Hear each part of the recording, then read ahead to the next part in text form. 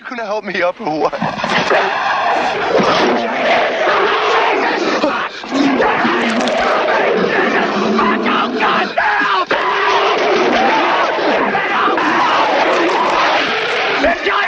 Jack.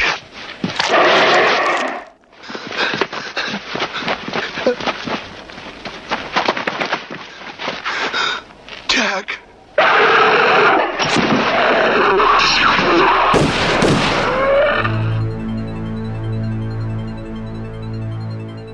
Hey everybody, welcome back to Mask of the Slasher and the third episode of Cryptid Christmas. Oh yeah. Woo! We're going to talk about An American Werewolf in London. Yes. The 1981 classic. This movie came out in 1981, in August of 1981, which I think is strange because it just seems like a winter. Totally, yeah. It was done in the winter, Yeah, technically. it's a very cold movie. Yeah, it's very cold. But nevertheless, and it was actually filmed on location in London. So, Yeah. Two dudes, David and Jack, they decide to go backpacking through Europe. Now, prior to seeing this movie, I already had the opinion that backpacking through Europe sounds miserable. Backpacking through anywhere sounds miserable. My question on that is that something people actually do, or is it Yes. just something that happens in the movies? Because No. I have never known anyone that actually backpacked through Europe, I don't think. Anybody and I from- know some well-traveled people. Yeah. No, people did do this at one point. This was a long time It ago. looks quite miserable. It does. Well, and people would just stay at hostels or wherever they could find. Right. But it ain't my bag. No. I mean, I'd love to travel to Europe, don't get me wrong, but I just want to, go to London, stay in a nice hotel, Room service. see the sights, do the touristy stuff. Yeah. They're out backpacking. They get dropped off by a farmer. Yeah. And the guy's just like, stay on the main road, just don't veer off. Yep. And so they're just walking along and it's freezing out. And they see this tiny town down the hill. So they already start veering off the road, Yeah, at that technically point, speaking. yeah. And they go down the hill and they go to the pub, Yeah. which is called... The slaughtered lamb. Now, if that doesn't tell you something, just go back, Yeah. and they do question it. Right. But it's a funny name, really. Yeah. I mean, because it's really just slapping you in the face of this is what's going to Yeah. happen. And they have the great sign with the impaled wolf head on there, so. Yeah. Yeah. It's pretty obvious. And they go into this pub and they just want to warm up, have some food, get their shit together so they can get back out to being miserable. Right. But of course, in any movie where somebody goes into a pub, everybody stops what they're doing and stares at them. Right. And I just think it's funny, this constant trope that goes through these movies, Yeah, of yeah. who is this outsider Yep. in our shitty little pub, like yeah. anybody seeking it out, Exactly. But yeah, so they go in and they're just like, hey, can we sit down? Yeah. And people are like, I guess, Yeah. if you have to, you Yeah, know. Not a warm welcome. No. And there's no food. Yeah. They're very limited on beverages. Yep. How this place stays open, I don't know. Well, if that's all they've got out there, I mean. I guess. But what are they serving? Just one type just of beer. booze and beer. Yeah, it's Well, they had at least two types of beer. Oh, well, thank God. They did have the Guinness. Because they had Guinness Yeah. and then they had something else that was like like a lighter ale or something Some like that. pissy Yeah, some beer. kind of piss beer, yeah. Yeah. Yeah, they were kind of warming up to them and then, Then they drop then they the ask ball. about the pentacle and that's it. Yeah. And so that was the end of that. Yeah, they leave, and the gentleman who I'm assuming may be the proprietor of the bar, they never really say for sure, but he kind of warns them on the way out, though, to stay Yes. on the road. Yes, they Beware try. the moon. They make them feel uncomfortable, so they leave. But then the bar maiden, she's Yeah. like, "Don't let him go." She keeps saying, "Don't," and they're just like, "It's fine, just go. Yeah, get you out of here." already fucked up the guy with the darts, so that means you should go out and face your death." That's right. They go, and it starts raining, and I don't really know what the point of the rain was aside from their misery. Yeah, I think it was just to add how miserable their situation was. Yeah, because then it suddenly stops. Yeah. And then you suddenly start hearing the howls Yes. of the wolf, the wolves. Yes. And they hear it in the bar, and the lady's like, "Bro, just go get them." Yeah. And they're like, "No, Yeah. we're not going to." Yeah. And you can see the guilt on their faces, and they're really torn on it, but they also don't want to die. Exactly. And at this point, they've gone off the road. Yeah, They're talking. They're distracted. They walk right off. They veer right off the road. Yeah, right off the road in the direct moonlight. Yep. All of the above, and it has stopped raining instantly, though. Yeah. And I'm like, that's all a sign. That's all a sign you should get the hell out. So they're like, yeah, this isn't cool. Let's go back. Yeah. But of course, Naturally, they get attacked by the werewolf. Jack is killed and horribly mutilated. Yes. David is starting to be attacked when the townspeople show up and shoot the werewolf. He quickly reverts back to his human form upon death. So he ends up in the hospital. Yes. He falls for the nurse. He's Yes. trying to tell these people, it was not a maniac Yeah. or whatever they tried saying. Yeah, escape lunatic yeah. was the wording they used. Yeah, it wasn't that. It was a wolf or Yes. he just says a wolf, right? Yeah, an animal, I think. Yeah. So, nobody wants to believe him. And he continues to have these nightmares, very, very vivid nightmares, and they progress worse and worse throughout the movie. Yeah. And that is the one appreciation I really have in this movie, is the fact that the special effects are not just in his transformation later on. Right. They are sprinkled throughout. They're originally when, they get attacked. Yeah. And Jack is mutilated. You see Yeah. all of that, Yeah. which is fantastic. Right. And then his dreams, where he's just seen going through a forest, then he's in a forest naked, then Yeah. he attacks a deer. Yeah. And then, it just keeps going and going. Right. But of course, the best dream of all. Oh yeah, totally vicious. Where he's dreaming he's at home with his family, and these like Nazi beasts Yes. break into the house and kill everybody, and it's just no mercy Yeah. whatsoever. The kids get I know. murdered. They don't show them actually getting murdered, but then later they show their bloody bodies on the floor. Yeah. So while he's in the hospital, though, where his friend Jack, who was murdered, Yeah. by the werewolf, he appears. And this is my other huge appreciation in this movie, is the progress Yes. through his deterioration. Yeah. So he starts off in the hospital just all nonchalant, just like, hey, can I have a piece of toast? Yeah. So anyway, he's like, hey, what's going on? Just all nonchalant, talking to David. David's, of course, like, what the fuck is happening, Yeah. And you just see Jack's face. It is completely ripped open, neck almost Yes, gone. yeah. But the best part is the one little flappy piece Yeah, that just keeps in it, because it's so realistic in a Yeah. way that there's just this one flappy just hanging, piece. yeah. There's nothing clean about these wounds in any Right. way. And the special effects were done by the famous Rick Baker. Yes. He originally did the Canteen characters in Star Wars, the Blue Elephant, as I like to refer to one of them. Jack is telling him, he's like, hey, guess what? You're a werewolf. Yeah. And because I was killed by a werewolf, I'm just kind of hanging in limbo right now. I can't go anywhere. And in order for that, for him to be able to move on, then David has to kill himself. Right. Because he's the last werewolf, because they killed the one that attacked him. Right. And he tries explaining this to Alex, the nurse, and, of course, Right. nobody wants to listen to him really, No, and they no. just think that he's traumatized by his friend yeah. dying, which of course, Understandably so. yeah, I might add. especially in the way he died. Yeah. Yeah. So anyway, he goes home with the nurse, Yep. and he just kind of has to chill out. Yeah. But he only has a couple days until the next full moon, and that's Right. what Jack is trying to tell him. And so yeah, the unnecessary sex scene, and then he goes out in the middle of the night to go take a leak, and goes to the living room, and lo and behold, there's Jack again. Yes. And now he's a little bit more deteriorated. Yep. He's green. Yeah. So his skin is starting to get all grody Yeah. and slip, and it's getting pretty, but it's still funny. Oh yeah. He's just reiterating, hey, bro. Yeah. You're gonna change. You're gonna gonna kill people. and it's gonna suck, Yeah. and you're gonna cause a lot of pain for people. All still while being lighthearted about the Yeah. whole thing. And I think that's my favorite performance in this movie is Griffin Dunn. Yeah. He's just fantastic in He this movie. is. He is my favorite part too. He is just so funny, and the special effects makeup is just ridiculous. Yeah. So anyway, of course the inevitable happens. He changes. Yes. And it's the greatest werewolf transformation you'll ever see in Oh your yeah. life. Absolutely. If you get the DVD, there is special features on it and the whole explanation of how they did it with Rick Baker. Yeah. And I love the Lon Chaney werewolf movies, don't get me wrong, but this is like, holy shit. Yeah. This is a curse, you know what I mean? Exactly. Well, yeah, because what was the movie that Michael J. Fox was in? Teen Wolf? Yes, I watched that a lot when I was a kid because it was on HBO too much. And he wasn't in severe pain, Yeah. and the transition wasn't very good. Right, Just right. suddenly his hands were hairy and his feet were hairy. But either way, so he goes off and starts killing people. Yeah. And it's all humorous murders, unfortunately, Yeah. but also fortunate. And then the next morning he wakes up naked as a human again in the city zoo. Yeah, in the pen with the wolves. Yeah.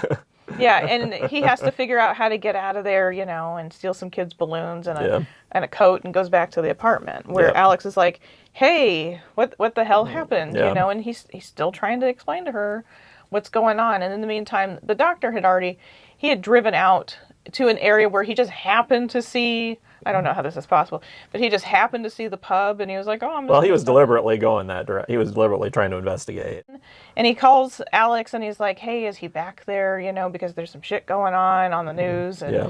and he said, "Can you guys get back to the hospital?" So they get back in a cab and go to the hospital, or on the way to the hospital, and then the cabbie was like, "Hey, did you hear about this Yeah. shit?" And he was like, "Oh, damn it." Yeah. And he jumps out. Right. And Alex goes after him, and he professes his love to her, and blah, blah, blah, blah.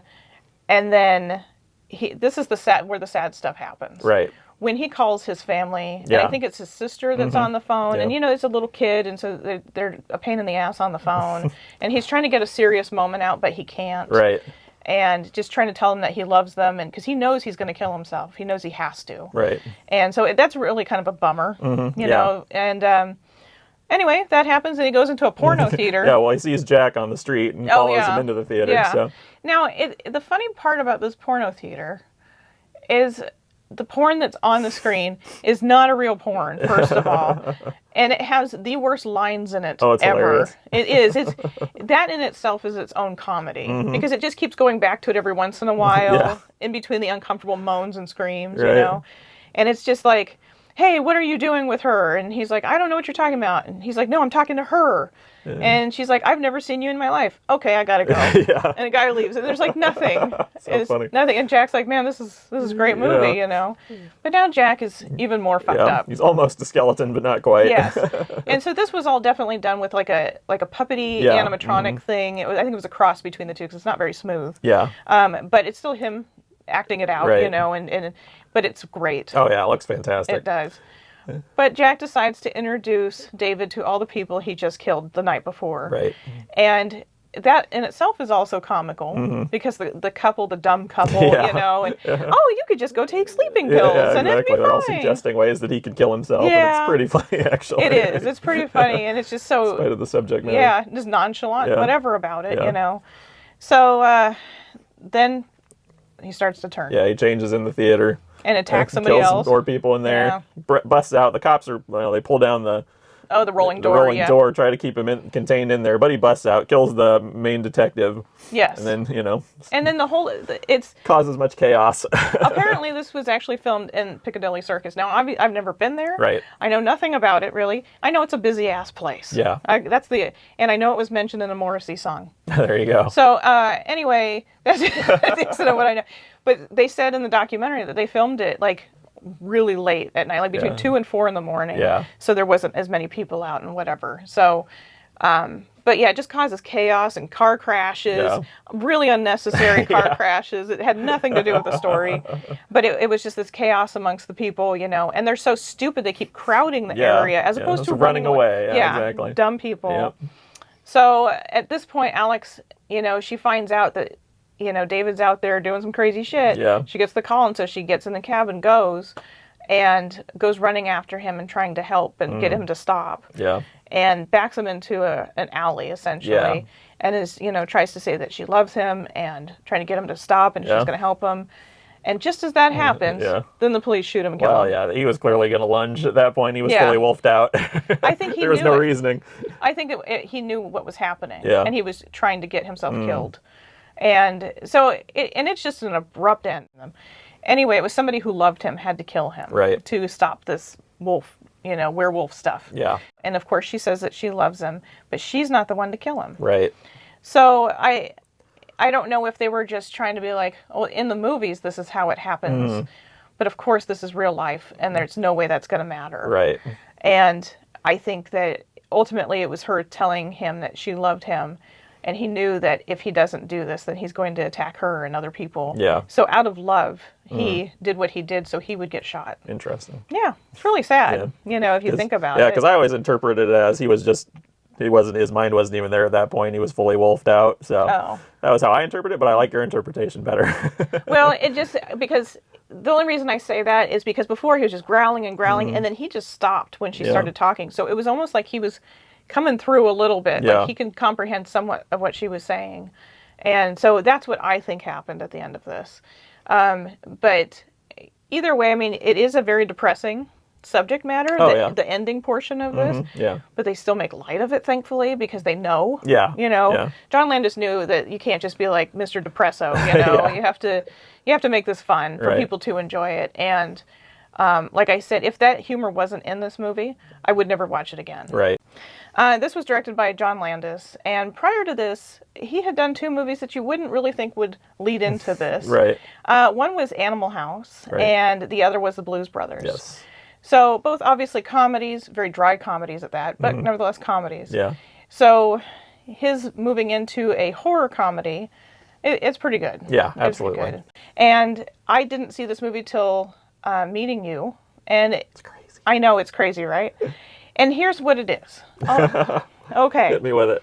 So I have never been a big fan of werewolf movies as a whole. I've never cared about them. I've never had interest in them.